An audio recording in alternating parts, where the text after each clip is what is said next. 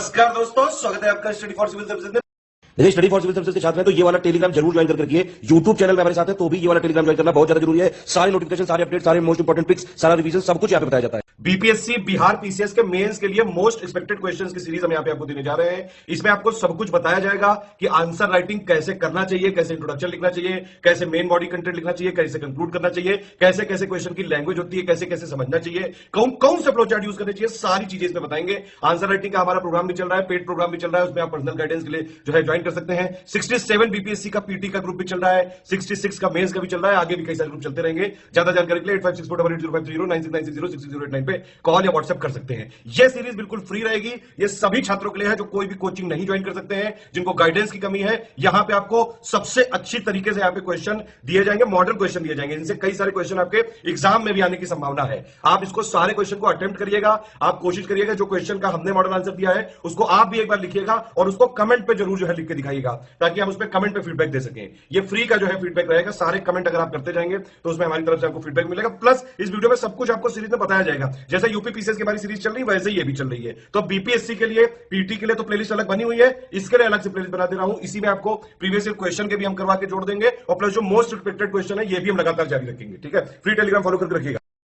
नमस्कार, जय हिंद दोस्तों। स्टडी फॉर सिविल सर्विसेज आपके लिए लेकर आया है इस वीडियो में 66वीं बीपीएससी मुख्य परीक्षा के कुछ प्रैक्टिस क्वेश्चंस। इस वीडियो में हम देखेंगे कि कैसे मेंस के क्वेश्चन को अटेम्प्ट करना चाहिए, कैसे उनको ब्रेक करना है, क्या उनका की पॉइंट होता है, क्या डिमांड होता है और किस तरह से हम एक अच्छा इंट्रोडक्शन, बॉडी और कंक्लूजन लिख सकते हैं। तो चलिए शुरू करते हैं। इससे पहले कि हम शुरू करें, आपको बताना चाहते हैं कि study for civil services UPSC, BPSC, UPPCS, UPSC और ईपीएफओ के लिए शानदार कोर्सेज चला रहा है, जिसमें prelims, mains, optional, answer writing वगैरह के टेस्ट सीरीज, इवैल्यूएशन सब चल रहे हैं। अधिक जानकारी के लिए आप हमें इन नंबर पर कॉन्टैक्ट कर सकते हैं। टेलीग्राम पे ऐप इंस्टॉल करके हमको फॉलो कर सकते हैं। Kindly do subscribe it. आज के इस वीडियो में हम 4 मुख्य क्वेश्चन देखने वाले हैं। एक साइंस एंड टेक्नोलॉजी के सेक्टर से है, एक इंटरनेशनल रिलेशन यानी अंतर्राष्ट्रीय संबंधों के सेक्टर से है, एक क्वेश्चन है आर्ट एंड कल्चर यानी मधुबनी पेंटिंग और एक क्वेश्चन है यानी चौथा लास्ट और अंतिम क्वेश्चन है वन रेशन कार्ड के उपलक्ष्य में जो भी करंट में हुआ है। फूड एंड प्रोक्योरमेंट मिनिस्ट्री ने कैसे एक देश एक राशन कार्ड की व्यवस्था को लागू करने का सोचा है। तो चलिए एक एक करके इन क्वेश्चन को समझते हैं, इनकी की पॉइंट्स को ब्रेक करते हैं और क्वेश्चन की डिमांड को कैटर करने की कोशिश करते हैं। चलिए पहले क्वेश्चन की तरफ चलते हैं। Amid 5G technology warfare between USA and China, where does India stand and what should be its strategy and roadmap to safeguard its interest and use it as an opportunity? यानी कि सबसे पहले हम क्या देखना है कि वॉरफेयर है किन के बीच में है, तो यूएसए और चाइना के बीच में। किस चीज़ को लेकर है, तो 5G टेक्नोलॉजी के बीच में। और स्ट्रैटेजी और रोड मैप किसको बनाना है, इंडिया को। क्यों, अपने इंटरेस्ट को बचाने के लिए। यानी 4 चीज़ें हैं। पहला है 5G टेक्नोलॉजी है, उसके किसके यूएसए और चाइना के बीच में एक वॉरफेयर क्रिएट कर रहा है और उस वॉरफेयर से हमको क्या फ़ायदा हो सकता है, हम अपनी अपॉर्चुनिटी किस तरह से यूज़ करते हैं, उसको उसके लिए हमें क्या स्ट्रैटेजी बनानी चाहिए। अमेरिका और चीन के मध्य चल रहे 5G प्रौद्योगिकी युद्ध में भारत कहाँ खड़ा है, इस अवसर को भारत को अपने हितों में किस तरह से उपयोग में ला सकता है। तो चलिए इसके इंट्रोडक्शन के पहले क्वेश्चन को समझ लिया हमने कि पहले वॉरफेयर है, वॉरफेयर में क्या स्थिति है और हम इसके ऐसे अपने उपयोग में ला सकते हैं। तो इसका आंसर हम किस तरह शुरू करेंगे, पहले एक इंट्रोडक्शन देंगे, उसके बाद 5G टेक्नोलॉजी को थोड़ा सा डिस्क्राइब कर दिया जाएगा। 5G टेक्नोलॉजी को डिस्क्राइब करने के बाद हम बताएंगे कि इसमें हमारा स्टैंड क्या है, टेक्निकली हम कहाँ खड़े हैं, हमारी कैपेसिटी लेवल, हमारी क्षमता किस लेवल पर है और अभी हमें और क्या करने की ज़रूरत है और क्या एक वे फॉरवर्ड, एक अल्टरनेटिव हमारे पास रास्ता होना चाहिए। तो चलिए देख लेते हैं हम। इंट्रोडक्शन देखते हैं। इंट्रोडक्शन में ये है कि human history as evolution of advent of new technologies, 5G is an astounding example. इस तरह के कीवर्ड्स आप यूज़ कर सकते हैं। Techno driven economies are standing against each other. 2 बड़ी आर्थिक और तकनीकी महाशक्तियाँ यानी यूएसए और चाइना एक दूसरे के खिलाफ खड़ी हैं, जिसने भारत को एक अपॉर्चुनिटी यानी कि विकल्प बनने का एक मौका, सुनहरा मौका दिया है। सो मानव विकास के इस रूल में यानी कि बंदर से लेकर इंसान बनने की राह में हमें विज्ञान और प्रौद्योगिकी ने बहुत मदद की है। आज हम जो भी हैं, जहाँ पर भी हैं, वो विज्ञान और प्रौद्योगिकी की वजह से ही हैं। और इन दोनों महाशक्तियों के बीच में जो युद्ध की स्थिति बनी हुई है वो हमें किस तरह से एक विकल्प बनने का अवसर दे रही है। इस तरह की पॉइंट्स को यूज़ करके हम अपना इंट्रोडक्शन दे सकते हैं। अब इसके बॉडी की तरफ चलते हैं। तो पहले हम बताएंगे कि 5G टेक्नोलॉजी क्या चीज़ है। तो 5G टेक्नोलॉजी क्या है, ये एक मोबाइल ब्रॉडबैंड है जो लॉन्ग टर्म एवोल्यूशन, दीर्घकालिक उन्नति का है, यानी 4G का LTE वर्जन है। दूसरा, अत्यधिक तेज़ डाउनलोडिंग स्पीड है इसमें। इंटरकनेक्टेड डिवाइस और सिस्टम है। मल्टी GBPS और data handling capacity, big data handling capacity भी इसमें बहुत अच्छी है। तो ये सारी चीज़ें हम 5G के बारे में बता सकते हैं। हम multi GBPS speed, low latency, data handling capacity, big data handling, exponentially faster network, interconnected device and system and 4G broadband LTE services. Now after explaining this, इसको बताने के बाद अब हम बॉडी की तरफ आगे बढ़ते रहेंगे कि भारत कि दोनों चाइना और यूएसए के बीच में जो है टेंशन पॉइंट, फ्रिक्शन पॉइंट है क्या, किस चीज़ को लेकर विवाद छिड़ा हुआ है, किस चीज़ को लेकर दोनों आमने सामने खड़े। ठीक है, तो contention between US and China, US और चीन और अमेरिका के बीच में विवाद के मुख्य बिंदु क्या क्या हैं? तो पहले है निजता यानी प्राइवेसी, दूसरा है पारदर्शिता ट्रांसपेरेंसी, व्यापार और प्रतिस्पर्धा में एकाधिकार। मुख्यतः दोनों देश किस लिए लड़ रहे हैं? क्योंकि दोनों ही देश इस नई टेक्नोलॉजी का मुखिया बनना चाहते हैं। यूनाइटेड स्टेट्स जो पहले से ही समग्र दुनिया का, सारे विश्व का टेक्नोलॉजी का बॉस है, अगर उसको कोई चैलेंज कर रहा है, चाइना चैलेंज कर रहा है, तो जाहिर सी बात है कि एक फ्रिक्शन पॉइंट होने वाला है। If some country is being in a top position and is hegemony in the field of technology science and if some other countries wants to challenge its might in the same field, there is definitely going to be a friction point against it. Finally विदेशी कंपनियों के द्वारा अपने हाथ का पूरा सारा communication, ये भी एक भय जताया जा रहा है, संशय जताई जा रही है कि अपने देश का सारा कम्युनिकेशन सिस्टम विदेशी कंपनियों के हाथ में जाने का उन्हें भय लग रहा है, और ये उनके लिए एक सिक्योरिटी और चैलेंज का इशू बना हुआ है। सबसे इंपॉर्टेंट चीज़ है कि बेरोजगारी, यानी उनके देश से रोजगार, जो कंट्री किसी और देश का 5G सर्विस यूज़ करेगी, वो उनके यहाँ से रोजगार उठकर, यानी एम्प्लॉयमेंट उठकर कहाँ चला जाएगा? जो सर्विस प्रोवाइड कर रही है वहाँ चला जाएगा। अमेरिका को इससे बहुत ज़्यादा लॉस हो सकता है। इन पॉइंट्स पर यूएस और चाइना के बीच में कंटेंशन है, privacy, lack of transparency, business rivalry and fear of losing communication in the hands of foreign country. अब देखते हैं कि भारत यहाँ पे कहाँ खड़ा है। इंडिया स्टैंड, इंडिया क्या कह रहा है कि भाई प्राइवेसी इज मस्ट, निजता तो कोई समझौता नहीं कर सकते हैं।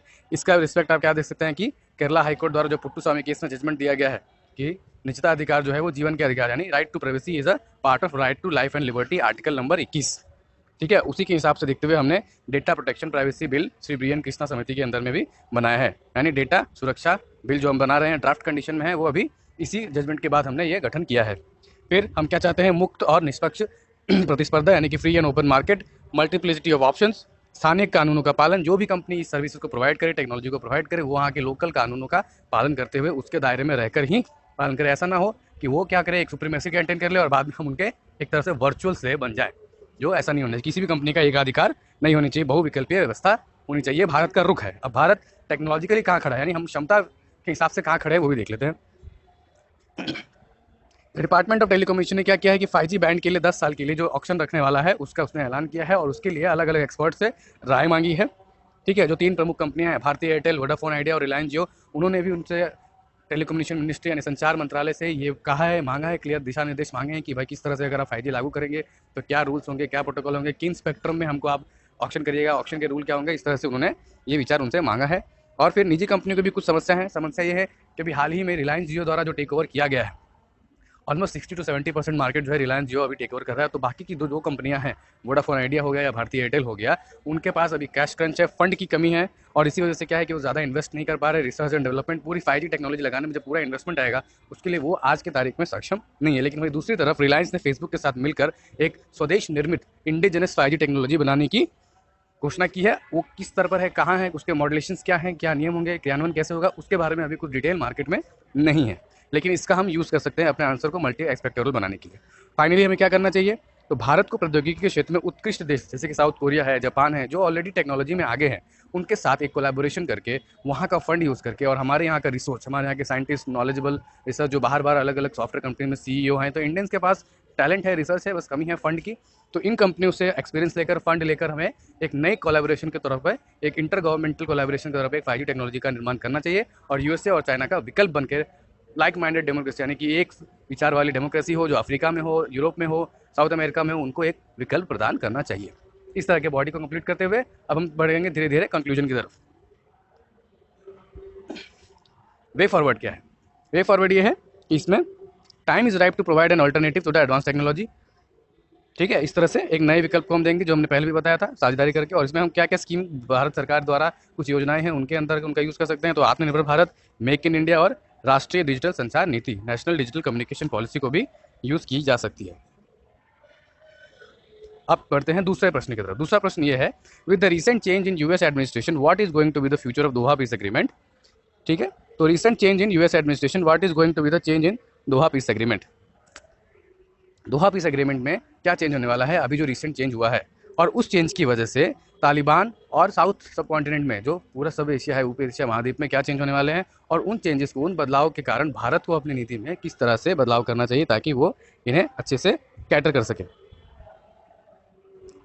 अमेरिकी प्रशासन में हालिया बदलाव के बाद दोहा शांति समझौते का क्या भविष्य है तथा इससे भारतीय उपमहाद्वीप में क्या असर पड़ेगा, साथ ही साथ आने वाले समय में भारत की भूमिका को स्पष्ट करें। यानी किसी 4 चीज़ें पहले बता रहे हैं कि यूएस में एडमिनिस्ट्रेशन चेंज हुआ, उस एडमिनिस्ट्रेशन में बदलाव की वजह से क्या होगा कि दोहा पीस डील जो तालिबान और अमेरिका के मध्य थी उसमें कुछ बदलाव हो सकते हैं। उस बदलाव के कारण भारतीय उपमहाद्वीप में क्या बदलाव होंगे और उन तीनों को देखते हुए भारत को अपनी नीति में क्या चेंजेस करनी चाहिए, क्या बदलाव करने चाहिए, किस तरह से प्रोएक्टिवली एक्ट करना चाहिए ताकि हम ये देख सकें कि हमारे हित, हमारे इंटरेस्ट, इंडियन इंटरेस्ट जो है वो सेफ गार्ड रह सके। तो इसका आंसर हम पहले इस तरह से करेंगे कि पहले बताएंगे कि दोहा शांति समझौता है क्या, किनके बीच में हुआ था, उनके मुख्य बिंदु क्या थे और वो जो शांति समझौता था वो असल में शांति ला रहा था या नहीं ला रहा था, उसकी वजह से अफगानिस्तान में परिस्थितियाँ कैसी थी। और उन परिस्थितियों को देखने के बाद हम देखेंगे कि अब जब बदलाव हुआ है यूएस एडमिनिस्ट्रेशन में, ट्रंप एडमिनिस्ट्रेशन जाने के बाद जो बाइडेन एडमिनिस्ट्रेशन आया है उसमें क्या होगा, क्या बदलने की उम्मीद है और इन बदलावों के बाद भारत का रुख क्या होना चाहिए। तो चलिए आगे बढ़ते हैं। Many prominent economists and technology scholars have postulated that 21st century is going to be the Asian century। तो इस कीवर्ड्स को हम यूज कर सकते हैं कि 21वीं सदी जो है वो एशिया की सदी होगी। अगर भारत को इसका नेतृत्व करना है, भारत को इसका लाभ लेना है तो साउथ एशिया, दक्षिण एशिया से हमें यहाँ से नेतृत्व करना पड़ेगा। और दक्षिण एशिया का नेतृत्व करने के लिए दक्षिण एशिया में शांति और स्थिरता बहुत ही ज़रूरी है। और दक्षिण एशिया में शांति और स्थिरता लिए सबसे ज़रूरी है जो अफगानिस्तान, पाकिस्तान, बांग्लादेश, इन तरह के जो नेक्सस जहाँ पे आतंकवादी गतिविधियाँ होती हैं, इलीगल एक्टिविटी होती है, उनको कंट्रोल किया जाए, उनको चेक किया जाए और तभी भारत जो है पूरा का पूरा उपमहाद्वीप जो है वो शांति समृद्धि की ओर आगे बढ़ेगा और भारत इसका नेतृत्व करके विश्व की आर्थिक महाशक्ति बनने की ओर अग्रसर हो सकता है। ठीक है, तो ये जो है इसमें कुछ चीज़ आप यूज़ कर सकते हैं, जैसे कि ये जो पहले जो ट्रंप ने इनको डील साइन किया था वो क्या था, एक उनका फेस सेविंग डील था। वो चुनावी वादा करके आए थे कि हम जब जीतेंगे तो तालिबान से, अफगानिस्तान से अपनी सेना को वापस बुला लेंगे। लेकिन क्योंकि अब जब वो बदल गया है प्रशासन और बाइडेन एडमिनिस्ट्रेशन जो है वो सेना बुलाने की मूड में अभी नहीं है, जल्दबाजी नहीं करना चाहता है, तो इससे लोकल जियोपॉलिटिक्स में बदलाव हो सकते हैं। घरेलू राजनीति से जो प्रेरित था अब वो है कि वो ऐसा नहीं होगा। इस तरह के पॉइंट्स आप इंट्रोडक्शन में यूज़ करके अपना अंडरस्टैंडिंग, एक ब्रॉड विजन दे सकते हैं। आगे बढ़ते हैं कि ये डील क्या थी। ठीक है, इस डील में क्या क्या थे। दोहा समझौता ये था कि 14 महीने में सेना वापसी होने वाली थी, युद्ध विराम होने वाला था किनके बीच, अमेरिकी सेना और तालिबानी आतंकवादियों के बीच। तालिबान के आतंकवादियों को छोड़ेगा अमेरिका और तालिबान ने बदले में जो कुछ बंधक बनाए हुए थे, जो हॉस्टेजेस बनाए हुए थे, उनको छोड़ना होगा। ठीक है, Taliban will not allowed the land to be used by the enemy countries against US and its allies. यानी अमेरिका और उनके साथियों के विरुद्ध अपनी भूमि का इस्तेमाल तालिबान नहीं करेगा, ऐसा उसने वादा किया था। ये तो चीज़ें वादा थी, लेकिन एक्चुअली में क्या हो रहा था, ज़मीनी स्तर पर क्या हो रहा था उसको हम देखेंगे। How this deal was jeopardizing the situation. यह समझौता किस तरह से स्थिति को और ख़राब कर रहा था।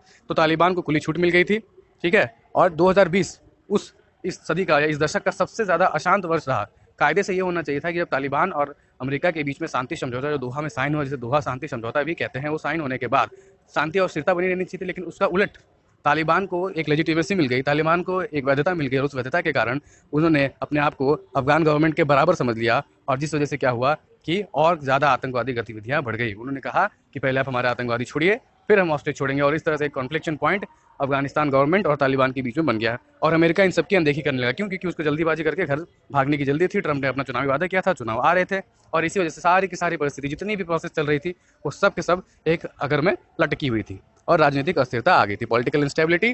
Taliban were kept as a blind eye. US kept blind eye towards the Talibanis because they wanted to run away and face saving deal. ठीक है, तो इस तरह से स्थिति को और ख़राब किया जा रहा था। अब क्या बदलने की आशंका है? क्या बदलने की आशंकाएं हैं? अफगानिस्तान में स्थिरता आ सकती है, शांति समझौते के शर्तों पर पुनः विचार किया जा सकता है, उसे और ठोस बनाया जा सकता है और जो 14 महीने में वापस होने की जो सम्मति थी उसको लंबा किया जा सकता है। ये देखा जा सकता है कि जब तक शांति और स्थिरता ना आए वहाँ से सेना जो है वो धीरे धीरे करके ग्रेजुअली मूव हो, एक ही बार एब्रप्टली नहीं चली जाए, जो कि स्थितियों को और बिगाड़ देगी। सेना की वापसी में जल्दबाजी नहीं होगी, अफगान सरकार में हो सकता है मजबूती आए और परिस्थिति को ज़्यादा परिपक्वता से, जैसे कि आप जानते हैं कि डोनाल्ड ट्रंप एक अजीब विचित्र प्राणी थे, विचित्र विचार वाले व्यक्ति थे और बाइडेन एडमिनिस्ट्रेशन जो है वो शांत, स्थिर और परिपक्व नेतृत्व है और उसी के हिसाब से उसको ये डील करने वाला है। ठीक है, so revisiting the terms of condition, no hurry of troop removal, handling the situation more delicately. Okay, now we will see what we are going to and how we are going to end this. Bharat में क्या बदलाव होना चाहिए और इस समझौते में बदलाव से भारतीय उपमहाद्वीप में क्या बदलाव होगा। सो कॉन्सिक्वेंसेस क्या होगी? जब स्थिरता आएगी, आतंकवादी गतिविधियों में रोकने के कारण क्या होगी? स्थिरता आएगी। इलीगल व्यापार, गैर कानूनी नशीले पदार्थों का व्यापार हो रहा था, नकली करेंसी का व्यापार होता है, उन पर रोक लगेगी और जब उन दोनों पर रोक लगेगी तो क्या होगा कि जो लेजिटिमेट व्यापार है, सही व्यापार है, वो बढ़ेगा। अफगानिस्तान का बाकी देशों के साथ संबंध बढ़ेंगे और संबंध बढ़ने के साथ अफगानिस्तान और बाकी दोनों ही रीजन में पीस एंड स्टेबिलिटी आएगी। Check on the illegal opium and trade wars, stability and check on the terrorist activities and that will bring peace and prosperity in the Afghanistan as well in the whole subcontinent. Afghanistan में जो तालिबान समर्थित आतंकवाद दूसरे देश में जो terrorism export जिसे कहते हैं, टेररिज्म एक्सपोर्ट हो रहा था वो भी बंद हो जाएगा। अपनी भूमि का दूसरे भूमि के खिलाफ यूज़ करता था आतंकवादियों को ट्रेन करने के लिए, वो भी बंद हो जाएगा। तो बाकी रीजन में भी स्थिरता और शांति आ सकती है। इस तरह के पॉइंट यूज़ करके अब हम देखेंगे कि भारत को क्या करना चाहिए। Role of India should be, Bharat की भूमिका क्या होनी चाहिए? तो हमें अपनी मानवीय सहयोग को जारी रखना चाहिए। जैसे कि हम वहाँ पे सलमा डैम बना रहे हैं, अफगान पार्लियामेंट हमने बनाया है, वहाँ के हॉस्पिटल्स बना रहे हैं, उनके डॉक्टर्स को, टीचर्स को, स्पोर्ट्समैन को, पुलिसमैन को हम ट्रेन कर रहे हैं। इस तरह की हमें चीज़ों को करते रहना चाहिए, जारी रखना चाहिए। सॉफ्ट पावर डिप्लोमेसी, जैसे आप भी देख रहे होंगे वैक्सीन डिप्लोमेसी है, इंडिया जो है सॉफ्ट पावर डिप्लोमेसी में मानता है, human training, human to human assistance में मानता है, उसे हमें जारी रखना चाहिए किसी भी हालत में। No military assistance. अफगानिस्तान जो है दुनिया भर के देशों के लिए एक डेड ग्राउंड, एक कब्रिस्तान बना हुआ है। क्यों? कि पहले यूएसए, ब्रिटेन वहाँ फंस गया, फिर रशिया फंस के बर्बाद हो गया, और अब यूएसए बर्बाद होने के चक्कर पे है। तो हमें किसी भी तरह से वहाँ पर आर्मी की सहायता, मिलिट्री एक असिस्टेंस भेजने की गलती नहीं करनी चाहिए, क्योंकि वो हमारे लोगों के प्रति ह्यूमन टू ह्यूमन जो कॉन्टैक्ट है उस पर चोट पहुँचा सकता है। लोकतांत्रिक व्यवस्था, शिक्षा, स्वास्थ्य, इनको बढ़ावा देने के लिए हमें उनमें शिक्षा और अवेयरनेस, जागरूकता लानी चाहिए वहाँ के लोगों में। सांस्कृतिक आदान प्रदान, कल्चरल एक्सचेंज, स्पोर्ट्स, टूरिज्म, इन सब चीज़ों से ह्यूमन टू ह्यूमन कॉन्टैक्ट, जैसे नेपाल के साथ रोटी और बेटी का संबंध है। सरकारें आपस में भले ही कभी कभी खींचतान करती हैं, लेकिन लोगों से लोगों का जो कॉन्टैक्ट है वो नहीं टूटता है। और इसी तरह से हमें अफगानिस्तान के लोगों के साथ भी पेश आना चाहिए, ताकि हमारा ह्यूमन गुडविल जेस्चर भारत के लोगों के प्रति अफगान के लोगों में एक अच्छा जेस्चर हो, और सरकारें चाहे बदलती रहें, लोगों का जो लोग पीपल टू पीपल कनेक्ट है वो मेंटेन रहे। और इन्हीं को पॉइंट्स को यूज़ करके हम ये कंक्लूड कर सकते हैं कि अफगानिस्तान से अच्छे रिश्ते हमें लॉन्ग रन में फ़ायदा आएगा, सारी जो उपमहाद्वीपीय है उस इंडियन सब कॉन्टिनेंट में शांति रहेगी, और इससे हम कभी भविष्य में पाकिस्तान के खिलाफ भी यूज़ कर सकते हैं। ठीक है, अब हम बढ़ेंगे आगे तीसरे क्वेश्चन की तरफ। तीसरे प्रश्न की ओर बढ़ते हैं। तीसरा प्रश्न क्या है? मधुबनी चित्रकला, जिसे मिथिला पेंटिंग भी कहते हैं, उसके बारे में प्रश्न क्या पूछ रहा है? Describe the salient features of Madhubani painting style, also enlist major personalities associated with modern day development of this painting style, how it should be used to provide employment in the rural Mithilanchal area. जो मिथिलांचल है, Darbhanga, Madhubani, Sitamarhi, even Kishanganj, Madhepura, Saharsa, in region पे, सुपौल, इन regions पे किस तरह से रोजगार यानी कि एम्प्लॉयमेंट को कैसे ये कला बढ़ावा दे सकती है। मधुबनी चित्रकला की विशेषताओं को दर्शाते हुए इसमें किए गए प्रमुख कलाकारों द्वारा योगदान तथा बिहार सरकार इसका उपयोग मिथिलांचल के क्षेत्र में बढ़ावा देने के लिए किस तरह से कर सकती है।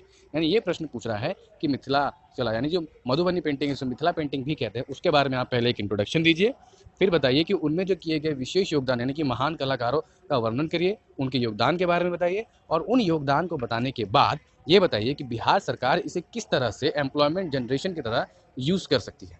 तो ये 3 भाग में क्वेश्चन बटा हुआ है, इन तीनों भागों को हम कैटर करेंगे। तो सबसे पहला भाग है मिथिला पेंटिंग। तो पहले मिथिला पेंटिंग के सैलेंट फीचर्स यानी कि विशेषताओं को बताएंगे। उससे पहले हम इंट्रोडक्शन देंगे। इंट्रोडक्शन में आप बिहार की ग्लोरी को, इतिहास को ग्लोरीफाई करिए, मिथिला पेंटिंग और जो मधुबनी पेंटिंग है वो कहाँ से आई, किसके राज में फलित हुई, इस तरह से देते हुए हम आगे बढ़ेंगे। तो चलिए इसका इंट्रोडक्शन देख लेते हैं। Modern day Bihar has a glorious history of several magnanimous empires, intellectuals, social religious reformers and varied art and cultures। कौन कौन से? जैसे बुद्ध की धरती है, जैन महावीर की धरती है, ठीक है, बहुत से लोग बहुत सारे एग्जाम्पल दे सकते हैं। सबसे बड़ा साम्राज्य हुआ मौर्य साम्राज्य हुआ, अजातशत्रु, अशोक, चंद्रगुप्त मौर्य, चाणक्य, आर्यभट्ट, इस भूमि से आए हैं, और इस भूमि ने बहुत से चीज़ें देशों को दी हैं, देश को दी हैं, और उसी का एक प्रमुख एग्जाम्पल है मधुबनी चित्रकला, जिसे मिथिला पेंटिंग भी कहते हैं। Mithila painting is one of its astounding examples of richness of the Mithila state. जो मिथिला राज्यवंश था, जो बिहार के उत्तरी भाग में, जो आज नेपाल के भी कुछ रीजन, नेपाल की तराई और बिहार की तराई को मिलाकर जो मिथिला क्षेत्र था, गंगा से उत्तर बहती गंगा, यानी कि उसकी भूमि यही थी कि गंगा से उत्तर जो भी क्षेत्र है वो मिथिलांचल कहलाता था। उस मिथिलांचल ने भारत को, बिहार को पूरी दुनिया के आर्ट एंड कल्चर मैप में यानी आर्ट मैप ऑफ वर्ल्ड में ग्लोरीफाई किया है। किसने? इस मधुबनी चित्रकला में, जिसे मिथिला पेंटिंग भी कहते हैं। आधुनिक बिहार का अत्यंत गौरवपूर्ण इतिहास रहा है, जहाँ कई महान साम्राज्य, महापुरुष ने, धार्मिक तथा सामाजिक उद्धारक कला संस्कृतियों ने फलित फूलित हुए हैं। और ये मिथिला पेंटिंग जो है मिथिला राज्य की रिचनेस, मिथिला राज्य की समृद्धि को दर्शाता है, जिसने भारत को या बिहार को वैश्विक मानचित्र पर एक जगह दी। इस तरह से आप इंट्रोडक्शन देकर आगे बढ़ेंगे हम सीधा साइलेंट फीचर्स की तरफ। तो इसके साइलेंट फीचर्स क्या क्या हैं? ये एक भित्ति चित्र एवं अल्पना, भित्ति चित्र मतलब वॉल पेंटिंग, और अल्पना पेंटिंग भी है, जिसे गेट पर रंगोली की तरह मुख्य द्वार पर बनाया जाता है। मुख्यतः उपजीविका एवं दर्शन पर आधारित है, mainly focused on geometry and outlines, philosophical outlines पे ये मोस्टली आधारित है। नॉट मच ब्यूटिफिकेशन, ज़्यादा सौंदर्यता नहीं होती, इसे चीज़ों को सौंदर्यीकरण में यूज़ नहीं किया जाता है। बहुत ही कम ज्योमेट्रिक यानी रेखांकित रेखा चित्र होता है। रेखा चित्र मतलब किसी भी चित्र को बनाने में जो मिनिमम अमाउंट यानी कि कम से कम अमाउंट में लाइनें यूज़ हो सकती हैं, उसका यूज़ करके ही, यानी कि बहुत ही ज़्यादा प्रिसाइज और कंसाइज तरह की एक पेंटिंग है, जहाँ पर लाइन्स का, रेखाओं का अत्यधिक यूज़ किया जाता है, ना कि सौंदर्यीकरण का।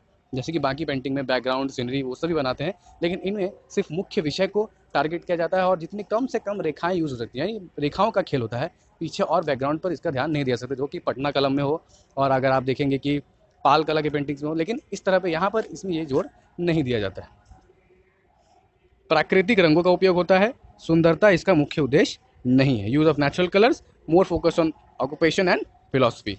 ठीक है, कहीं कहीं पर एनिमल्स के, जानवरों के, उनके भी चित्र बनाए जाते हैं, मुख्यतः चिड़ियाओं की, उनकी बड़ी बड़ी आंखें होती हैं, मछली की तरह आंख, मीनाक्षी जिसे कहते हैं, मीनाक्षी, खास करके महिलाओं की मछली के समान आंखें वाली पेंटिंग इसकी मुख्य विशेषता है। इन सब का भी आप यूज़ कर सकते हैं। उसके बाद हम सीधा बढ़ेंगे इनमें महान कलाकारों और उनके द्वारा किए गए कॉन्ट्रीब्यूशंस की तरफ। इंपॉर्टेंट फीचर्स और फीचर्स अगर आपको बॉडी में ऐड करना है तो वो भी आप लिख सकते हैं।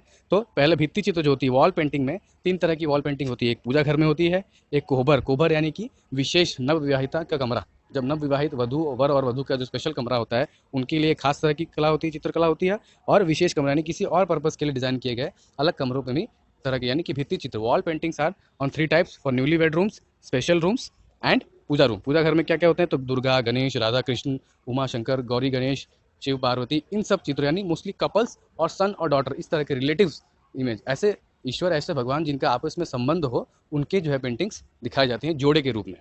दूसरा कोहबर, कोहबर क्या होता है, कोहबर जो है नव विवाहिता का कमरा होता है, that is newly wed couples का रूम होता है। उनमें किस तरह के चित्र होते हैं, तो उनमें उत्तेजक चित्र होते हैं, ठीक है, रिप्रोडक्शन रिलेटेड चित्र होते हैं, कुछ कहानियाँ होती हैं, मिथों के चित्र होते हैं। ओके, एक तरह का आप देख सकते हैं कि ये जो पिछले ज़माने में एंशिएंट टाइप एक तरह का एक सेक्स एजुकेशन का भी पार्ट होता है कि चित्रों के द्वारा जो है वो सेक्स एजुकेशन दिया जाता है। रिप्रोडक्टिव, प्रजनन रिलेटेड हेतु चित्र होते हैं, जो वहाँ पर सेंसुअलिटी और एक्साइटेशन को मेंटेन करने के लिए वहाँ पर बहुत पहले से, यानी कि हमारे पूर्वज जो है इस चीज़ को बहुत पहले से, खजुराहो के मंदिर में भी आपने देखा होगा कि बाहर इस तरह की ही पेंटिंग, एरोटिक पेंटिंग्स होती हैं। तो एक तरह का सेक्स एजुकेशन हमारी सोसाइटी में बहुत पहले से चला आ रहा है, कंप्लीट फॉर्म में नहीं, लेकिन इनकम्प्लीट फॉर्म में, इनडायरेक्ट फॉर्म में हमको हर जगह जगह जगह पर देखने मिलता है। इस तरह का आप यूज़ कर सकते हैं। फिर देखेंगे अर्पण, यानी इसको अल्पना पेंटिंग भी कहते हैं। ये एक तरह की मुख्यतः एक रंगोली है और रंगोली का ही एक मॉडिफाइड फॉर्म है। ठीक है, ये रंगोली से ही विकसित हुआ है और मुख्यतः इसे अच्छी फसल के उपयोग में, यानी अच्छी फसल बनने के लिए जब पूजा करते हैं उसके लिए यूज़ किया जाता है। कुछ शुभ अवसरों पर बनाया जाता है, शादी, विवाह, बच्चे का जन्म इत्यादि, यानी इन सब चीज़ों को यूज़ करके अपने आंसर को और ब्रॉड कर सकते हैं। ठीक है, स्पेशल रूम में क्या क्या चीज़ें होती हैं, तो सूर्य, चंद्र, तुलसी, फूल, पौधे, स्वास्तिक इत्यादि का भी चित्र का आरेख किया जा सकता है। अब देखते हैं इनमें विशेष contributions. Contributions by special personalities. Baua Devi ने इस चित्रकला को कागज़ पर उतारा, यानी कि पहले जो ये चित्रकला दीवारों पर होती थी, अलग अलग कमरों पर होती थी, उसे कागज़ पर किसने उतारा, बउआ देवी ने। और नाग कन्या नाम की एक पूरी सीरीज़ ऑफ पेंटिंग उन्होंने डिस्कवर की। गंगा देवी और महासुंदरी देवी ने इसमें इतना कॉन्ट्रीब्यूशन दिया जिससे उन्हें पद्मश्री पुरस्कार भी मिला। इसको कमर्शियलाइज़ करने की कोशिश की। जगदम्बा देवी ने इसका अंतर्राष्ट्रीयकरण किया। भास्कर कुलकर्णी ने इसके आध्यात्मिक पहलुओं पर रिसर्च किया और इसको एक रिसर्च बुक की तरह प्रकाशित किया, जो कि विदेशों में काफ़ी प्रचलित हुआ, खास करके जापान में, जहाँ पर तोकोमाची हिल में मिथिला लोक चित्रकला संग्रहालय भी बना हुआ है। इस तरह से आप इनके कॉन्ट्रीब्यूशंस को दिखाकर फिर हम आगे बढ़ेंगे कि इसका एम्प्लॉयमेंट जनरेशन में किस तरह से यूज़ किया जा सकता है। अपॉर्चुनिटीज़ फॉर हैंडीक्राफ्ट्स, हस्तकला, शिल्पकला में इसका यूज़ करके ब्यूटिफिकेशन के लिए घर में जो डेकोरेटिव पीसेस होते हैं उस तरह से इनको सजावट की वस्तुओं को यूज़ किया जाता है। अलग अलग वस्तुओं पर इसकी चित्रकला उकेरी जा सकती है। सरकारी बिल्डिंगों में, भवनों में, रेलवे स्टेशन पे, पब्लिक स्कूल्स पे, पब्लिक वॉल्स पे, बाउंड्रीज़ पे इनका सौंदर्यीकरण के रूप में यूज़ किया जा सकता है। और इसी सौंदर्यीकरण से क्या होता है, एम्प्लॉयमेंट मिलेगा। इस एम्प्लॉयमेंट को और बढ़ाने के लिए लोगों में स्किल डेवलपमेंट की सुविधा की जा सकती है। इसे एक सब्जेक्ट की तरह यूज़ किया जा सकता है। बच्चों में वोकेशनल ट्रेनिंग, टीचर ट्रेनिंग, तो जितना ज़्यादा हम वोकेशनल और टीचर ट्रेनिंग देंगे तो इसको एक्सटर्नली प्रमोट भी किया जा सकता है। जैसे हरियाणा में सूरजकुंड में एक मेला होता है जहाँ पर लोकल हस्तकला और शिल्पकला को, लोकल आर्ट एंड क्राफ्ट को, स्कल्पचर्स को प्रमोट किया जाता है। उस तरह से बिहार का एक सोनपुर मेला भी होता है, उसमें भी इस चीज़ का हम प्रचार प्रसार कर सकते हैं। इस तरह से क्या होगा कि वहाँ के जो मिथिलांचल के लोग हैं वो क्या होंगे, कुछ लोग टीचर बनेंगे, कुछ लोग एम्प्लॉयमेंट जनरेशन बनेंगे, इसका एक्सपोर्ट बढ़ेगा। खास करके यूरोप में और साउथ अमेरिका में ऐसी चीज़ों का बहुत मांग होती है, तो हमारा एक्सपोर्ट भी बढ़ेगा, फॉरेन एक्सचेंज भी बढ़ेगा, रेमिटेंस भी बढ़ेगा और एम्प्लॉयमेंट बढ़ेगा। तो ये ऑल राउंड डेवलपमेंट ये मिथिला पेंटिंग कर सकती है अगर इस पर विशेष ध्यान दिया जाए। तो इस तरह से आप अपना विजन देकर इसको कंक्लूड कर सकते हैं। अब बढ़ते हैं चौथे प्रश्न की तरफ। चौथा प्रश्न जो है वो है, with the recent roll out of one nation one ration card the scheme, how it is going to benefit the migrant labourers, also discuss some practical challenges and provide necessary solution. यानी कि ये बता रहा है कि recently जो एक देश एक राशन कार्ड स्कीम लागू हुई है, उससे माइग्रेंट्स यानी प्रवासी मजदूरों को क्या फ़ायदा होगा, उनमें कुछ प्रैक्टिकल चैलेंज है उनको बताइए, और उन प्रैक्टिकल चैलेंजेस को सॉल्व करने के लिए आप सॉल्यूशन देंगे। कि बहुत ही ओपन एंडेड क्वेश्चन है। पहले स्कीम के बारे में लिखिए, उनकी ज़मीनी स्तर पर क्या प्रॉब्लम या क्या कठिनाइयाँ आ सकती हैं उनके बारे में बताइए, और उनको सॉल्व करने को, उनको केटर करने के, उनके समाधान का सुझाव भी दीजिए।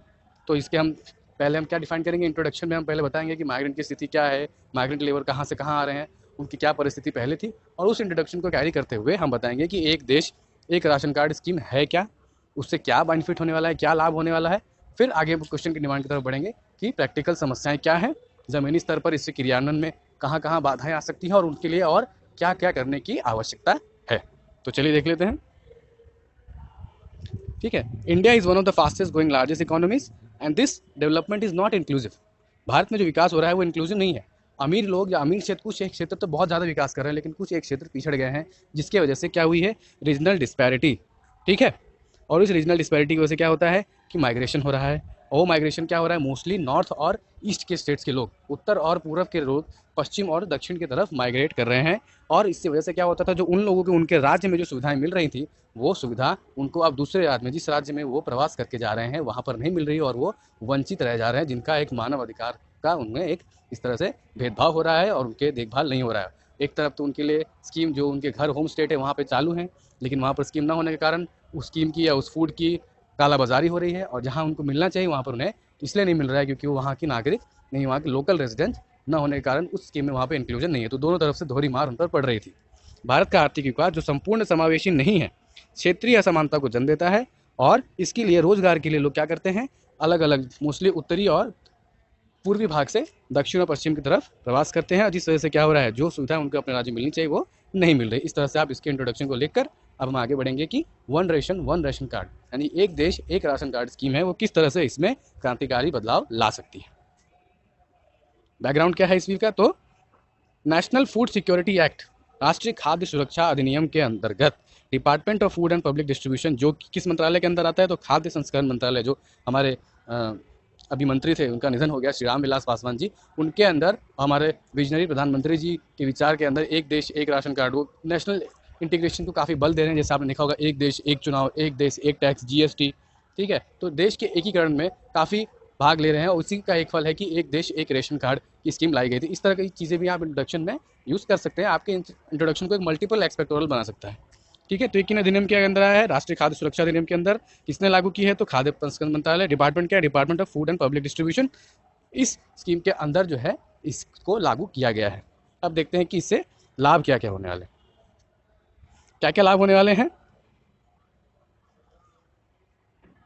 एक ही राशन कार्ड से अलग अलग राज्यों में इसकी उपयोगिता बढ़ जाएगी। यानी कि आपके पास एक राशन कार्ड है तो आप किसी भी राज्य पर उस पर अपना काउंटर फूड उठा सकते हैं। जो आपको राशन से काउंटर मिलता है, तेल, चावल, चीनी, अनाज, वो सब आप जो भी मिल रहा हो उस राज्य में अवेलेबल हो, उस राज्य के फेयर प्राइस शॉप से यानी कि उठा सकते हैं। ठीक है, बार बार पता बदलने और उन सब की झंझट होती थी, अपडेशन कराना पड़ता था, ऑफिस में लाइन लगना पड़ता था, उस वजह से करप्शन होता था, फाइल डिले हो जाती थी, समय लगता था, बेचारा मजदूर का एक दिन का भी समय क्या उसकी मजदूरी को नुकसान करता था। वो सारी चीज़ें अब नहीं होंगी।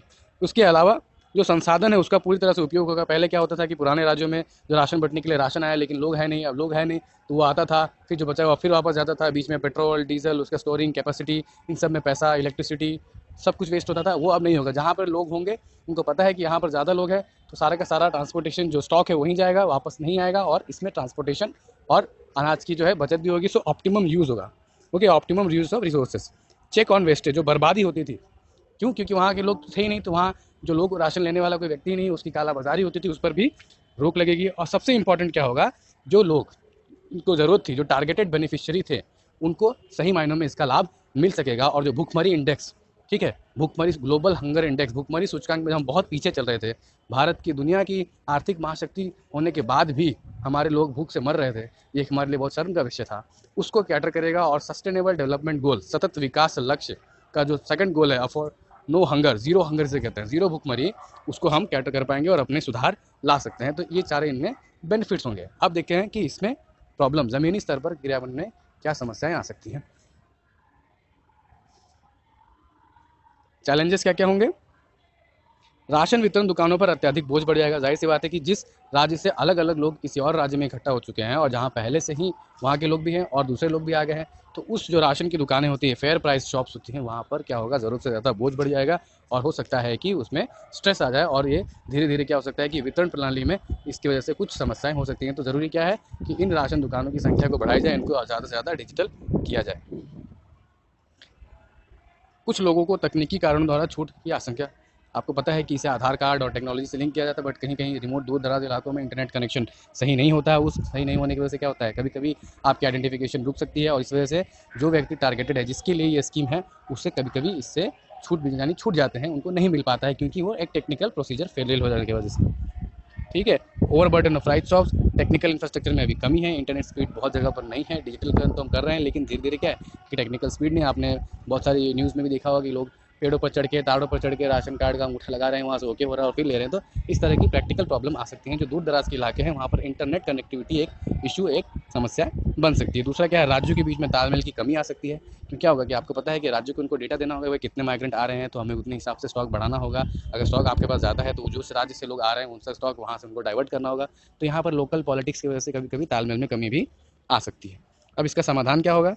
तो एक राष्ट्रीय एजेंसी जो राज्यों के बीच में तालमेल स्थापित करे तथा इस पूरी योजना को सुपरसीड करे, ध्यान से देखे, एक इस तरह की एक एजेंसी की हमें ज़रूरत होगी जो फूड कॉर्पोरेशन ऑफ इंडिया ही इसको अच्छे से कैटर कर सकता है और एक अलग से एक ब्यूरोक्रेसी बनाए ताकि इस पर ध्यान दी जा सके। ठीक है। कुछ प्राइवेट प्लेयर जैसे कि एनजीओ को भी यूज़ किया जा सकता है ताकि उसको कंटिन्यूसली चेक करता रहे कि क्रियावन जो स्कीम जो है वो सही से चल रही है कि नहीं, इसकी कालाबाजारी तो नहीं हो रही है, जिसको मिलना चाहिए उसे मिल रहा है या नहीं।